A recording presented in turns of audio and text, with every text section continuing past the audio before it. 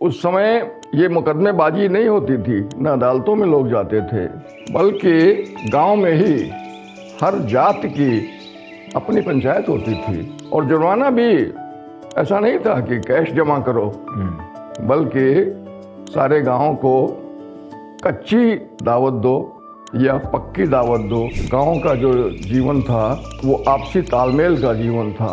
उस समय का जो गांव ग्रामीण था मेहनत करता था, खूब खाता था और स्वास्थ्य सही रहता था। ताउन होने लगा, प्लेग, वो जब होने लगा तो वो ज़रा कठिन था। उससे फिर सारी आबादी बाहर चली जाती थी और गांव को आग लगा देते थे।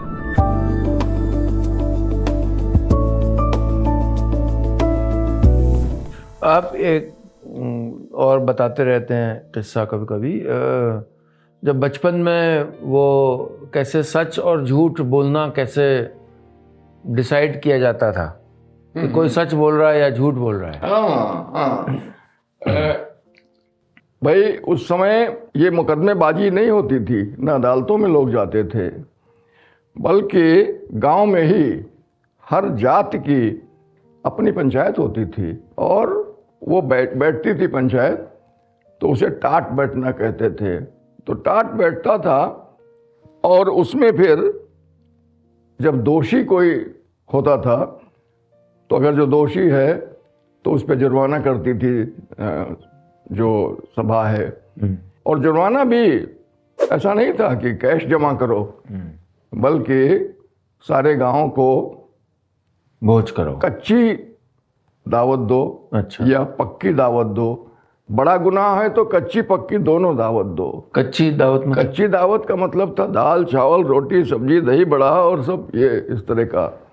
और पक्की दावत माने पूड़ी सब्जी और अच्छा बूरा माने ये कि उसको पीस करके चीनी को, और वो भी बस तो या तो दोनों, अगर बड़ा गुनाह है तो ऐसे करके फैसला वहीं हो जाता था।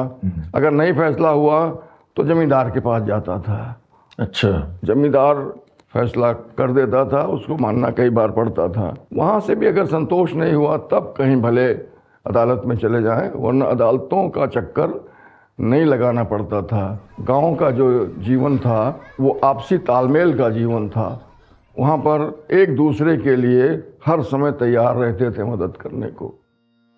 मुझे याद है कि शादी होती थी, जब लड़की की अगर हुई विशेष करके, तो बारात आती थी। बारात को टिकाने के लिए, उसकी व्यवस्था के लिए किसी अच्छे बाग में, बगीचा में, और सारे गांव के लोग आ जाते थे और इंतजाम करते थे, मानो उन सब का मेहमान हैं ये लोग। तो ऐसे कोई काम, किसी का छप्पर है उसको चढ़ाना है, छप्पर चढ़ाने के लिए सारे लोग इकट्ठा करके और 5 मिनट में चढ़ा देते थे। और जब तक वो बांध के मजबूत नहीं हो जाता था वहीं रुकते थे। तो ये जो परंपरा थी आपसी तालमेल की, वो अब नहीं रह रही है। और अधिकार पूर्वक कहते भी होंगे लोग दूसरों को, हाँ बिल्कुल, कि भागीदारी करें उनके सुख दुख में। बिल्कुल बिल्कुल। वो एक तरह से जब कहना होता था कि भैया जरा छप्पर चढ़वा दो, भैया छप्पर चढ़वा दो, तो एक तरह से वो अथॉरिटेटिव रहता था। मतलब वो फेवर नहीं सीख कर रहे थे। हाँ। वो वैसा ही रिश्ता था, वो रिश्ता ही था ऐसा। बिल्कुल। तो इसलिए वो जो वातावरण था गांव का, जिसमें कहेंगे हम कि संस्कृति जो थी, ग्रामीण संस्कृति, वो घट रही है, वो जा रही है। चौपाल के बारे में बताइए। हाँ। और वो जो आपने बताया था वो सच्चा और झूठा, और फिर आपके स्कूल आगे बढ़ने कच्ची पक्की।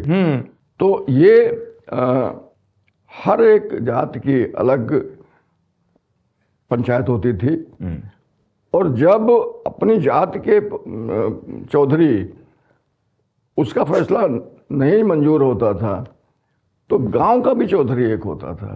फिर गांव के चौधरी से बातचीत आती थी। कच्ची पक्की का तो जो सिलसिला था वो केवल जुर्माना के रूप में नहीं था, बल्कि अगर कोई तीर्थ यात्रा के लिए जाते थे तो सबको गांव भर की दावत होती थी। जा कर के कि लौट के आके मिले ना मिले, ऐसा शायद होगा भाव।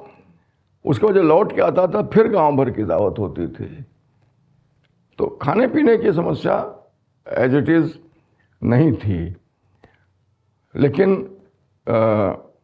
अब का जैसा भोजन जो पश्चिम से नकल किया हुआ वो नहीं था, और इस भोजन की जो दुर्गुण हैं वो भी नहीं थे, बल्कि उस समय का जो गांव ग्रामीण था मेहनत करता था, खूब खाता था और स्वास्थ्य सही रहता था।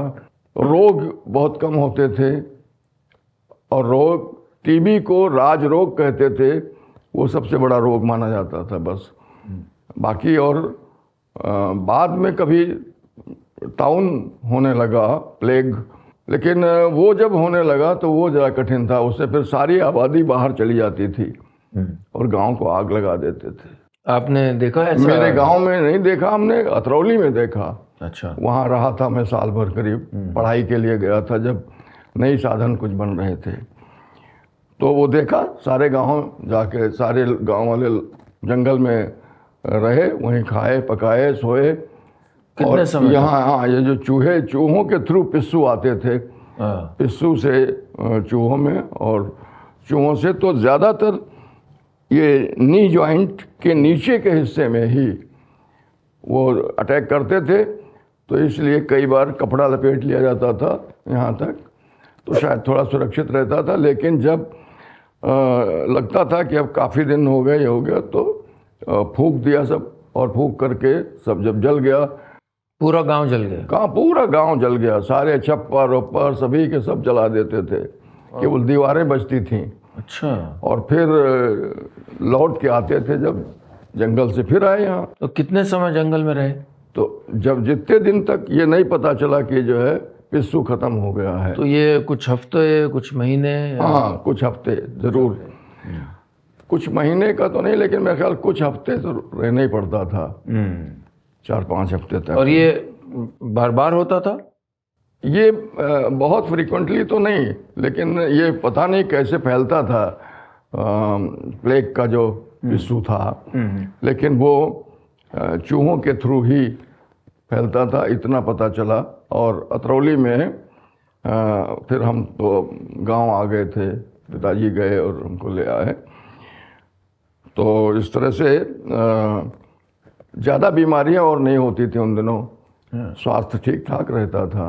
अच्छा। गांव की अपेक्षा, जो शहर की अपेक्षा, वहाँ का आदमी स्वस्थ रहता था। उस समय के शहरी के अपेक्षा?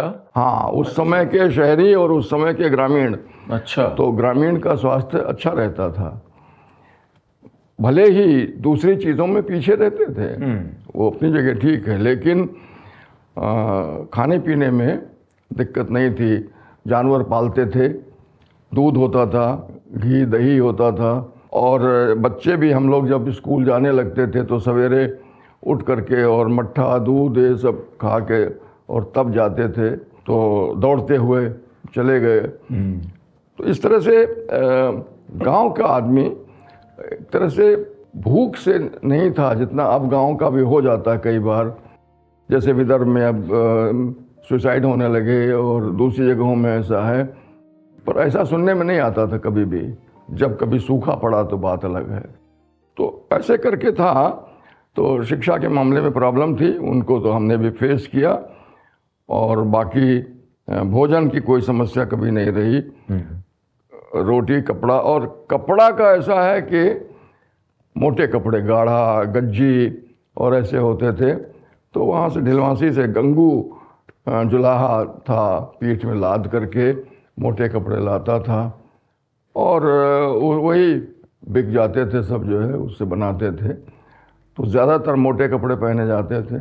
बाहर के जब कपड़े आने लगे तो बात अलग है, तो फिर शौक होने लगी, शहर लोग गए तो उसका असर पड़ता ही थोड़ा बहुत।